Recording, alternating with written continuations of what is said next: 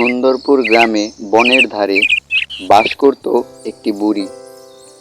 বুড়ির ছেলে মেয়ে ছিল না, কিন্তু ছিল একটি বিশ্বস্ত কুকুর। কালু, আয় আয় আয় আয়।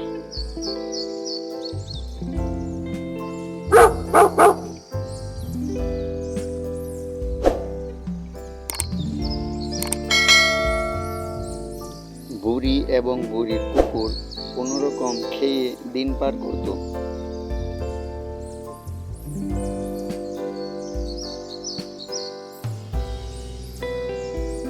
কি হে বুড়িমা, এই ভাঙা ঘরে আর কয়দিন?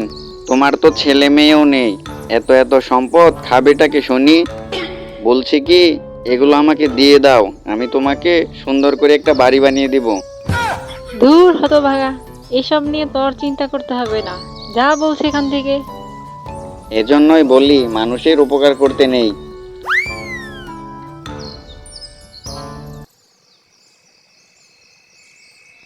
বুড়ির কুকুর হাঁটতে হাঁটতে একদিন বনের ভেতর চলে গেল। সে কিছু একটা দেখতে পেল। তৎক্ষণাৎ দৌড়ে চলে এলো বুড়ির কাছে।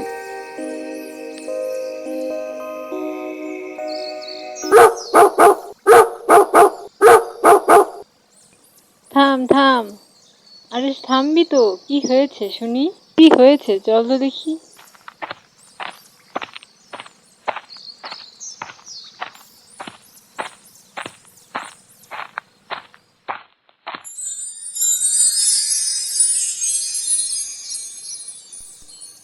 বাহ, ডিমটি তো বিশাল বড়। দেখি তো মনে হয় বাচ্চা ফোটার সময় হয়ে গেছে। যাই, এটাকে ঘরে নিয়ে যাই। চল তো কালু, চল চল চল। তুই তো বেশ কাজের দেখছি।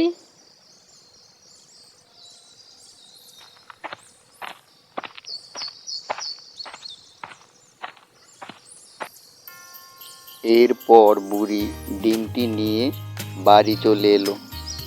ঠিক তার কয়েকদিন পর ডিম ফুটে একটি ফুটফুটে বাচ্চা বেরোলো। এ কি রে কালু, এত বড় পাখির বাচ্চা জীবনে দেখিনি বাপু। চল চল, এর খাবারের ব্যবস্থা করি গিয়ে। বেশ কিছুদিন পর বুড়ি কিছু একটা দেখে চমকে উঠল। এ কি রে কালু, এ তো দেখছি সোনার ডিম। কপাল তো মনে হয় খুলে গেল এবার। এ তো দেখছি সোনার ডিম পাড়া পাখি।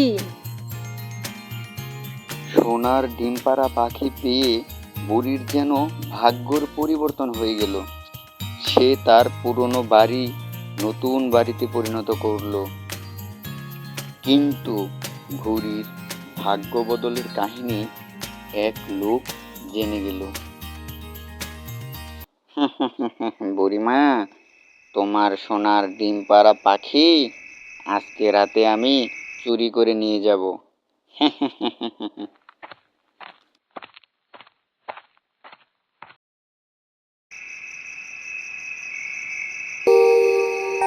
গভীর রাতে যখনই চোর চুরি করতে এলো,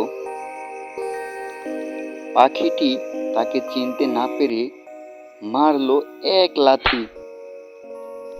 ওরে বাবা রে, আমার চুরি করার শিক্ষে হয়ে গেছে, পালায় পালায়।